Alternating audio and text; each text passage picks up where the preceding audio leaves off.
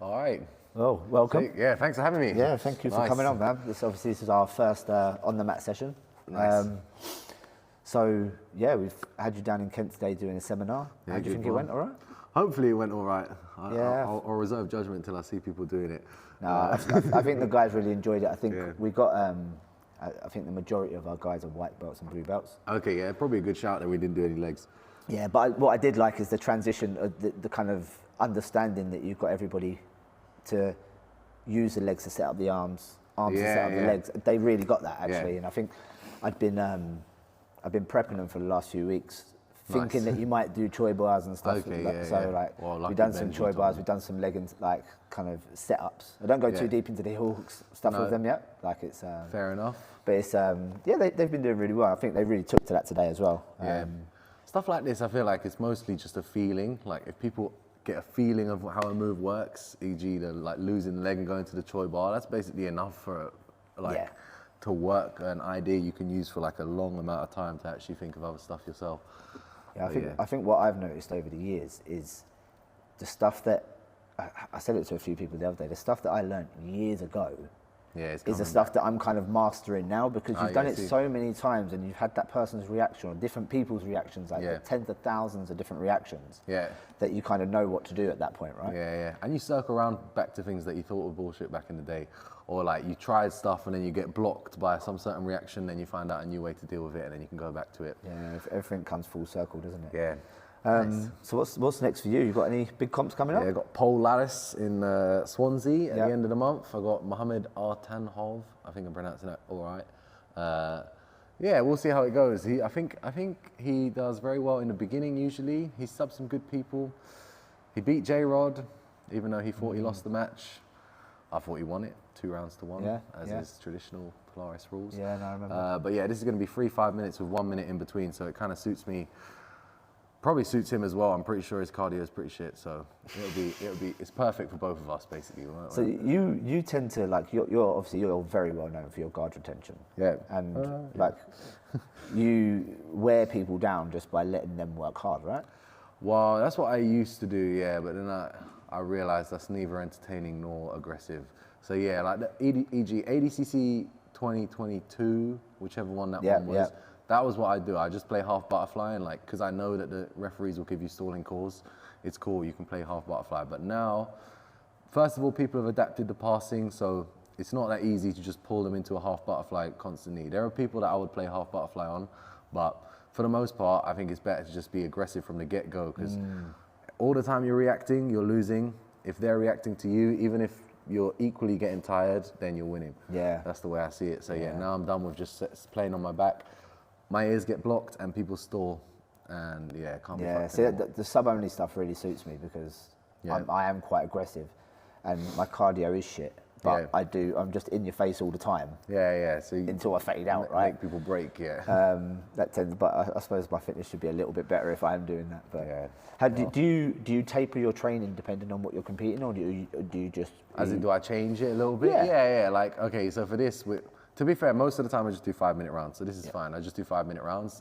Also for CGI, it's just 5-minute rounds. Like, and when it's just judge's decision, 10-9, 10-8, whatever, it's just who looks better in the 5 minutes. So you don't really have to practice anything specific. ADCC, you've got to do like, okay, we've got to do 6-minute rounds if it's trials plus a 3-minute overtime. I won't really do the overtime, but just to get used to the rounds, because really when you're in competition, the main question going through most people's heads is like, how much time is left? Yeah. And like it's hard to pace yourself unless you know exactly how long the match is, and let's say I've gone full retard for 5 minutes in the gym. I know how hard I can go for that 5 minutes. But if it's an 8-minute match, it can get caught out. Or if it's like, I hate the 15-minute straight matches because I'm just like, I know I'm gonna get tired at some point, and they're obviously not smokers, so it's not fair. Yeah. Should be a level playing field. Yeah, exactly. Yeah. What about with ADCC? Do you change your training depending on the rule set, or are you just quite comfortable? I know the rule set. I don't need to train for the rule set, or do you actually take your training? Yeah, I'll change how I play, but the training itself is just training, right? But I'll just be like, I know if someone takes me down, I kind of have to scramble out. I can't just accept it, and not risk. Whereas if it's sub only, I'll just be like, fuck it, I'm not risking getting my back taken. In fact, most of the time, I'll risk getting my back taken as a very last resort. But might not be a good idea. Might have to change how I do that as well. Because sometimes it's more aggressive to give up your back in a way. It's like more aggressive because you stand up and then you can recycle. I think someone looking at like Oliver Taza or someone like that is probably the master of this. Yeah. Because he's just happy. He gives up his back. He enters the legs like instantly off of it with no. Do you know? I like to do it as well. Like I would much rather somebody take or attempt to take my back than be pinned down in half guard on the bottom. Oh really? Yeah.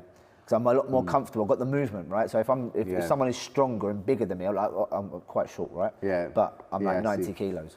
So, yeah, fair enough. Just hard to hold. Like, you know, if someone is bigger and naturally stronger than me, then I'm just pinned on my back. I just think I cannot get choked from the back. That is the worst submission to get caught by, in terms of like you really got finished. Well, except the heel hook, but if you got choked from the back, because you could potentially carry on if you got heel hook. But if you're getting choked from the back, it's just brutal. It's your face, it's your spine, your teeth, everything just getting fucked. And I don't like giving my back, especially because like if someone wants to stall you out and hold their back for a while, actually I don't know if it's that easy, but it's way easier to just stall and hold someone's back than actually try and finish it. I do it a lot. So most of my game, I kind of take down pass, get to the back, and then rather than like being super aggressive attacking the back, I wait for the mistake. So I do grind it out, and I kind of like make them work a little bit, but I want them to make the mistake, right? Especially you spar with like people who have, I don't know if you know this guy Sandro. You know this guy Sandro? Tevzadze, he's Georgian. But anyway, if he gets like one finger on your hand, he'll pull it down, even if it's like sunk really far around. So like you need to go long game and you need to get like a perfect grip if you're gonna sell out and actually try and face choke someone that big. Or like I'm holding one grip really hard and I punch the other one underneath and finish. But all this is like a lot of energy to do over an hour and a half, 2 hours of sparring. Yeah, a lot of the time I don't even go for the choke from the back now. I've got so many different things now that I go from the back. I'll do it. Because people are getting wise to it, right? Like, well, the level's going up as best as they can. But I still think if you just maintaining like less tiredness than your partner as like a priority, and then everything else is secondary, is kind of how I'm rolling at the moment. The downright sloppy half butterfly instructional. Did that come off the back of the ADCCs? That was actually maybe it was off the back of the ADCC. Yeah, I was already working it for a while. But they wanted me to do an instructional on it. Obviously, because of ADCC, they knew it'd do some decent numbers, and it did. That was ideal, really. Just get money for nothing, and the whole DVD thing is a bit weird because by the time you've released it, you're already like, I'd probably do things a bit differently now. Like the stuff I showed today, a lot of it is similar, but I showed it differently to how I showed it there, or I'd like highlight different things based on, because like I teach a lot of seminars and I go around and I see the most common things that people get wrong. I see the most common things people do. It's always the same shit basically. So now I teach it with reference to that because you don't really know what other people don't know, or you don't really know what is worth talking about. Do you have like a collective set of things that you do for seminars? Do you do like a tour of seminars on like Choi bars and then you'll change it for the next It just tends to happen like that naturally. I'll always ask, what do you want me to teach? Because I want them to basically just decide what I want them to teach. And half the time they go, just do whatever you're working on. Yeah. Cool, I'll do seated guard. And then half the time they say like, oh, we want this and this. Or like for today, like I haven't done a Choi bar seminar.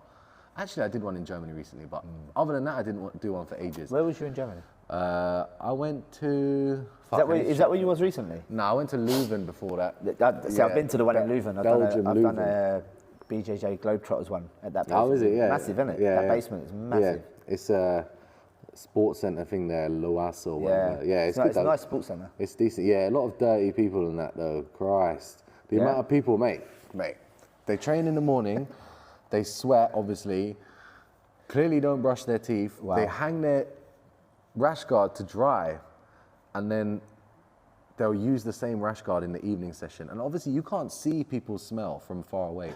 Like if I could just see the green cloud that came off them, I would say no to a roll, but by the time you're engaged in a hand fight and you start smelling them, bro, and then you smell the breath, bro, Jesus Christ. Like fucking Carpaccio and all that. Just terrible. Oh, no. So that's one thing with camps. Like people, I saw some guy go into the toilet barefoot, just pissing, right? Obviously, just splashing all over his fucking toes and that. And he comes, because it's one of those toilets you can see under the feet, right? Yeah. So I just see this guy's feet. Barefoot. And I'm just waiting, and he comes out the toilet, and I'm just looking at his feet, and I look up at him, and I look back down at his feet, and then he just runs off and like goes to the basin. I'm like, there's no point me even saying anything, because when we're not on the mat, half the time it's these fucking Aikido weirdos, right, with swords and that. They're not washing their feet. And then you got people that go to the toilet and take a piss, and then you got man with the rash guard. So I was just like, fuck it, I'll just shower hard and hope just for the get best. Stuff. Don't worry about it. Don't worry about me. It's not like it's my fucking job.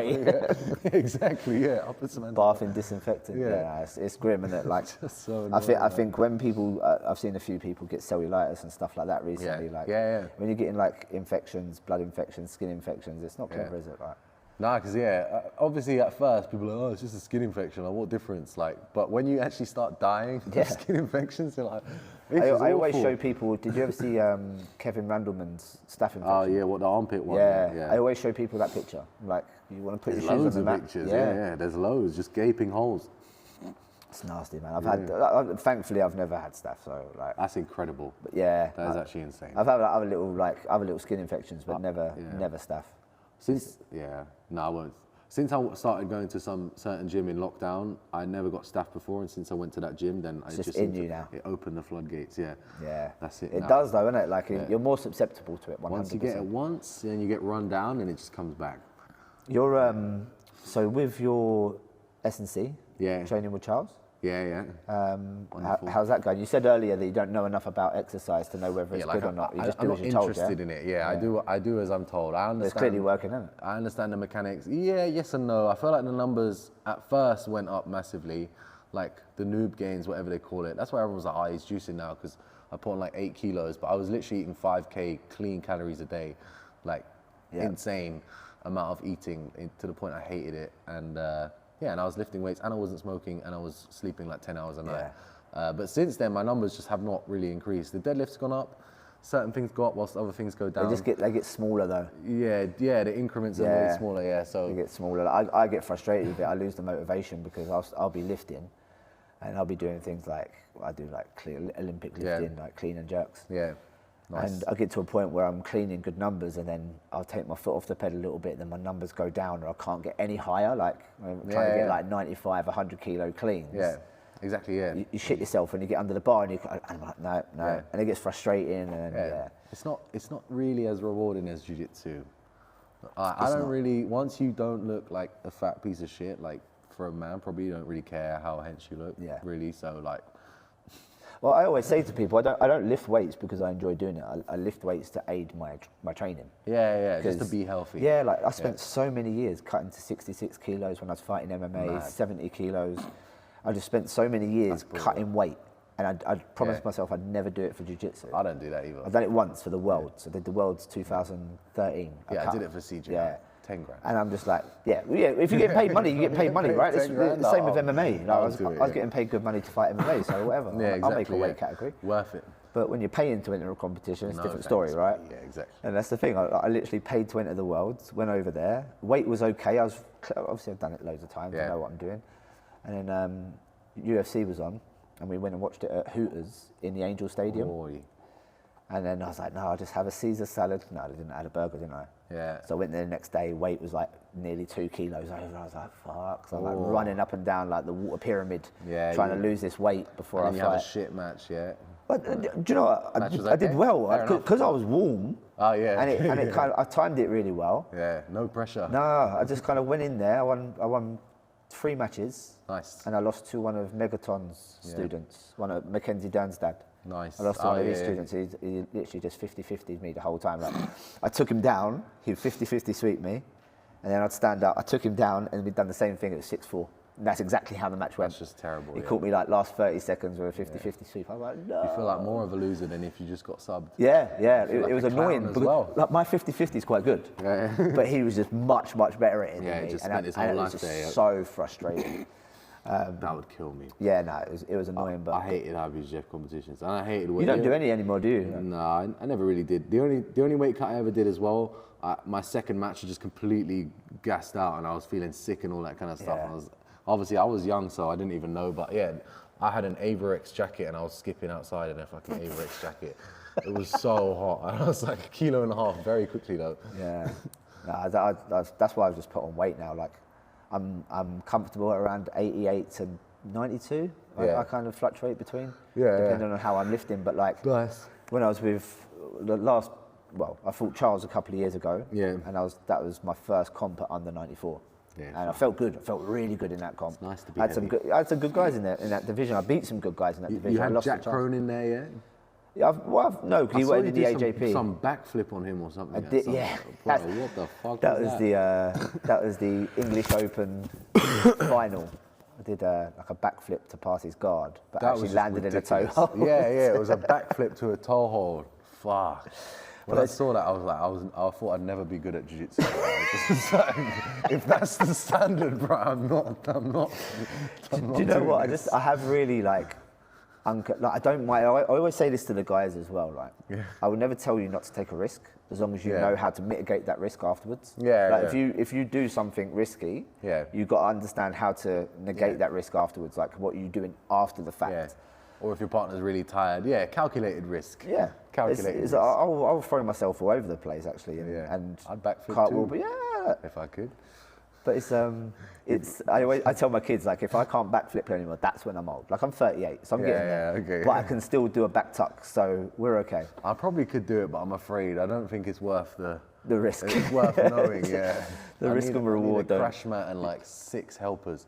Yeah, no, I'm working with a guy at the moment, just because I've done a lot of stunt work in the past and stuff. Yeah. But I'm working with a guy at the moment who trains stuntmen. Is it? Yeah. But I work with him just to kind of keep me athletic. So I do like gymnastic stuff and that. But that's interesting, actually. Is it mostly gymnastics, basically? Yeah. Fair enough. It's mostly gymnastics. It's just because it's like, for me, it's like the most athletic thing you can do, right? Like throwing your body around and doing those things with your body. Yeah. So if I can translate that into jiu-jitsu, which I have done, cartwheels, like even like the flying submissions and stuff like that, like. Yeah, you just need a bit of awareness of how far you can reach. I would like to do some of that, to be fair. It is like very taxing though, isn't it? Yeah, surprisingly not. Really, like, I found like handstands practice and all this kind of stuff is very taxing. Surprisingly not, because you kind of do it incrementally, right? Rather than going like, if you've never done a handstand before and you're trying to do a handstand, it's gonna be hard. Right? So if you're training it properly and you're doing it properly, then it's kind of. I used to try, but my wrist would be hurting. Oh man, I've torn my TFCC. So it's like the cartilage between your wrist and your hand. It's so annoying. And I can't actually do that anymore. And I can't do cleans, I think my handstands. left hand, I can't bend it back as much anymore. I don't even fucking do anything. It's probably the same thing, because a lot of wrestlers and rugby players get it. Yeah. Because we're like this a lot. And it ends up tearing that. So nasty little injury. I think this was from handstands though, I'm sure, because when I was trying it, I'd keep having goes, and then sometimes I'd be like basing like this and I'd fucking break. Feel a pop. Yeah, and all for nothing as well. Can't even do it. No, I do like to it makes it entertaining as well. Like you said, like I've done some sub only stuff and done some cartwheel passes and stuff. Exactly. Like that. The backflip is crazy, bro. Yeah, I've been tempted to do that a few times. I don't know whether doing it at 90 kilos. I don't know how well that'll go. But even if it goes poor, even if you fuck it up, you just land on them and hurt them. Perfect. It's like flying scissors. Why practice something that's more dangerous the less good you are at it? Yeah, that one scares me, man. I see people do that. The one that scares me most is every time I'm teaching body lock throws and I just know someone's going to sit on someone's knee, they're just going to sit and drag them over the knee, and I'll just show it and I'll be like, cool, who's the first one to do this in the drills? And I'll just go around and be like, yeah, this is what I was talking about. One of my guys broke his clavicle. I threw him one day. And we was doing the throw at the beginning of the session, and then we were sparring. I'd done the throw, and he based out like that, and he's just broke. Fuck. What, like just a hip throw, yeah? Yeah, nice, yeah, fair enough. But he just based out with his hand. Like an Ogoshi or something. Yeah. He tried to save himself. I call it an oh my goshi. Yeah. That's what it was named after that. But it's I like unconventional ways of passing guard. So that one was funny though. I literally landed. When I landed, his toes was there, so I just like grabbed the toe hold and rolled with it. Okay, so that wasn't planned, yeah? No, Okay, I wanted to pass. I just remember seeing that and I was like, what the fuck, like, am I getting myself into? No, I just wanted to pass. And just a chill guy that wanted to pass. He's got quite a good guard as well, right? And he always had quite a good guard. Yeah. So like, as quick as I can get past the guard, Bradley Hill's another one. Yeah. I fought Bradley Hill all the way through white, blue, purple, brown. He's very stocky, isn't he? Yeah, and his guard was just incredible. And then when there was one time at brown belt, I had food poisoning that weekend. I think I fought him on the Sunday, but I had bad food poisoning on the Friday. And I thought, I can't be dealing with like 8 minutes of trying to pass his guard. Yeah. So I cartwheeled over, and as I cartwheeled over, he just pulled my arm into an omoplata. I was like, no. Just landed. I literally just cartwheeled into an omoplata. Yeah. But I'd done it to him so many times, he just knew it was coming. He just went like that. He was waiting for it. So it's like, just see you fall in position. So Polaris is next, and after that, I had Eoghan. Actually, Eoghan was on the same day, but they weren't going to pay us, and they want us to go to Kazakhstan for 10 days for a competition for free. Like, I'm busy and I don't want to die in a plane crash, and what is there to see in Kazakhstan?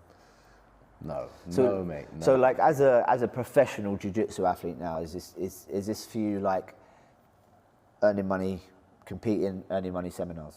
Yeah, or if I'm not getting, like, another thing, I have seminars every weekend, right? If I have a period where, all right, I'm not getting any seminars, I have to get my name out there, then I will compete again, maybe even for free.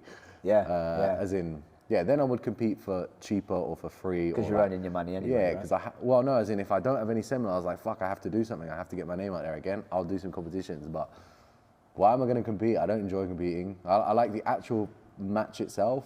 I like sparring jiu-jitsu, obviously, but everything around it is bullshit. Everything around it is long. I have to travel to Swansea. I hate Swansea. I have to do media interviews. All this shit is dead. I have to make sure I'm under 88, which I am, but you know, I might be creeping over it. Yeah. All these things are not enjoyable. The only thing that's enjoyable is actually sparring. Even if you lose, it's kind of enjoyable unless you get injured. Like, I don't think I've ever regretted a jiu-jitsu session without being injured. Yeah. So yeah, that's it basically. I'll just, and another thing, I'll compete against not amateurs, like amateurs, people that do it for free, right? I'll compete against them for free. Yeah. But if it's a professional, I'm not going to compete against him for free. It's like the CGI trials thing. Obviously, they invited me to do it, and I'm like, okay, so I have to fight this guy, and this guy's 3K, this guy's 5K, and this other guy's 3K. Yeah. So why am I going to do it for free on a rigged show? Yeah. No way. Yeah. What a terrible business move. What did you think of the CGI trials? I thought it was entertaining to be there, but yeah, it was just because we had basically a free building, and you know, everyone had their drinks and that, and the atmosphere was funny. And also because it was my gym, I basically knew everyone. Not gonna lie, when I look down from the VIP section at the average Joe's section, it looked dead down there, bro. They were on the top, on the side of the mat. I got a little video on my phone. I didn't want to post it because it kind of seems like I'm hating. I shouldn't have been in the VIP section, but anyway, loads of people just walked up there. But yeah, if you look down, they're all just sort of looking miserable, waiting for the next match to start. And in the VIP section, it's just like pure debauchery. And it's not like it's far away, bro. It's like, we're here. I saw like alcohol being poured down, and also it was like the high tower just pouring drinks down to the people below. Jeez, no, it looked like fun though. It did look like fun. The actual competition would have been fine. I don't think that ADCC overtime was fair, obviously, and I feel like it was rigged to get Paul Ardilla to win, obviously. Over Taylor. Yeah, as in, they wanted him to win, which is allowed. Like, I'm only saying this because Craig said this on his podcast, like, they are fully allowed to rig the rules to make one person win. Yeah. And they did do that. And that's why I wasn't going to compete at that event for free. Yeah. If my name will be tarnished, it needs to be for a bit of money.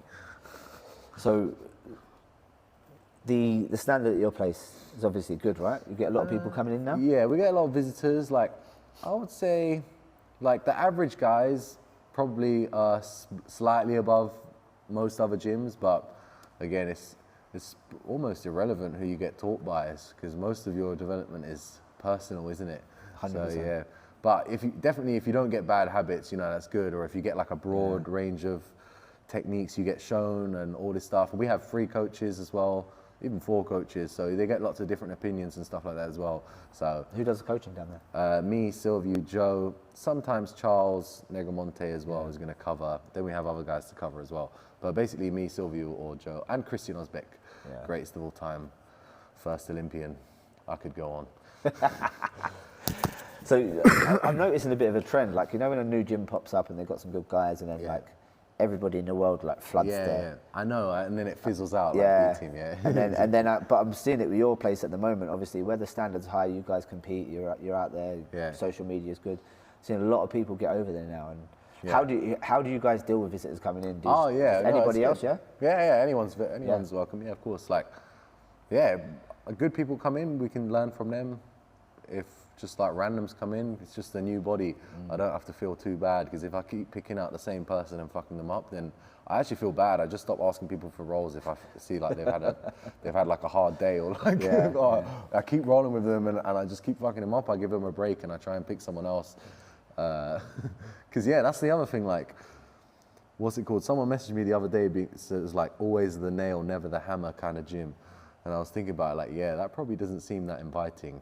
But that's just the morning session. But then why are you going there in the first place? Why are you going to an 11 a.m. session? Get a fucking job. Yeah. Right? But the evening sessions are more normal. Evening sessions, there's loads of normal people in, like, and it's completely fine. Like, but it's obviously the 11 a.m. sessions with all the pros coming in, you're going to get fucked up. That's it. I'm going to have to get down there. I'm going to have to make some time to get down for a session. Yeah, exactly. Like, if you came, you'd be fine. Obviously, it's just like some people visit, or they're just traveling from abroad and they've only got time to come to the 11 a.m. session. It's some blue belt, and it's just, damn, you're just getting fucking rammed, bro. And I'm trying to get back out on the circuit at the moment. Obviously, I fought in Polaris and I tore my hamstring.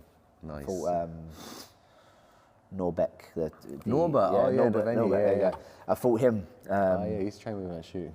Yeah, he's a beast. Like, he's an absolute specimen. But like, I felt great when I was fighting him. Like, when I was wrestling with him, I was like, obviously his dad's he's a good wrestler, right? Pretty good wrestler, yeah. But my wrestling's decent. So I was wrestling with him. I was like, this is cool. And I think I stepped in for an Uchimata, and he stepped in front. I went to body lock throw him, and as I extended my hamstring, just went pop, really far. And I've landed you kind went of to suplex. And I basically landed in guard with like a half butterfly. And then he was just trying to pass, and I just had to keep that leg straight. And I was trying to keep the butterfly hook, and I kept him there for about 4 minutes, I think, before he passed. Yeah. And then he passed, they got some kind of like jaw crank on. But what he was doing, he kind of had this leg, he didn't even know he tore my hamstring. The referee heard it, and he looked at me, he's like, "You're right, Steve?" I was like, yeah, give me a minute. Let me see what I can do. But like, I was elevating him from here, but I couldn't get my leg under to get the leg locks up. But I was like, elevated him just with that. I was like, Mate, if I tore my hamstring, but my condition for tapping is, can I train tomorrow? Yeah. If I can't train tomorrow, mate. But do you know what? This is the thing, we're getting old, right? Yeah. Like, it just happens. Like, where everyone said to me, when you get to 30, when you get to 35, I was like, no, I'm good. And now, after 35, I'm like 38, now the injuries are coming. But I've been doing martial arts since I was 9. Exactly. Do you know what I mean? And I've competed at a high level for a long time, so it takes its toll. And it's probably just day to day, right? Like, if I have a drink today and I go and spar tomorrow, I could just fucking tear my hamstring doing some dumb shit. It's literally why I don't drink that much now, is because that's what I noticed. You feel so fine after you've drunk, but then you go to do something and shit just tears. I was not expecting that. When I was on Polaris, I was warming up, and I felt my hamstring a bit tight, so I spent ages stretching it out, like dynamic stretches for ages, about 30 minutes. And it still just went straight away. That's probably why, though, isn't it? It was a build-up. I was training hard for it, but it was annoying, though, because I had trained hard for it. It's that line. I don't even increase. I'll increase intensity, and I'll not let people off, but it's very hard to not get ill or injured before comps. It's so hard. Yeah, because when you increase that intensity, your immune system goes down. Well, almost the best ones I have, I just get ill, and then I'll recover from the illness just as the competition's happening, and I'll have forced myself to take 3 or 4 days off. Because you've probably rested, and then I've got my little nose thing on to keep my airway unblocked, and that'll be perfect. Might bring that back, actually. I like that. What is it, a magnetic one? Yeah, no, I won't use the magnet, just the normal cheap ones. Yeah, I feel like my nose gets blocked every week a little bit more from people kicking me in the face and stuff like that. Oh, mate, I've had my nose broken 3 times. I don't think it's ever been broken. It's just mine's from Taekwondo, so like the World Championships. and this was like the qualifiers for the Olympic team. I literally got spinning kicked in the face by this Korean guy, and my nose was just like that. Wow. Farris spinning kicked me in the face the other day, but it was just cartilage. I was so shocked it wasn't broken. It was just like a beautiful, I was on someone's back, we're just lying there, and I just see the fucking heel come into my nose. I was like, yeah, that hurts. It doesn't matter how hard you get hit or how soft your eyes are just like that. Yeah, I was just streaming tears. His eyes are watering the whole time. Oh man, I hate that shit. Well, getting fucked up. So good luck on Polaris. Yeah, thank you very much. I hope it goes well, but either way, win or lose, we're on the booze. And on to the next one. yeah, thank you, Steve. Thank you for your time today, bro. Appreciate you, man. Thank you. Nice.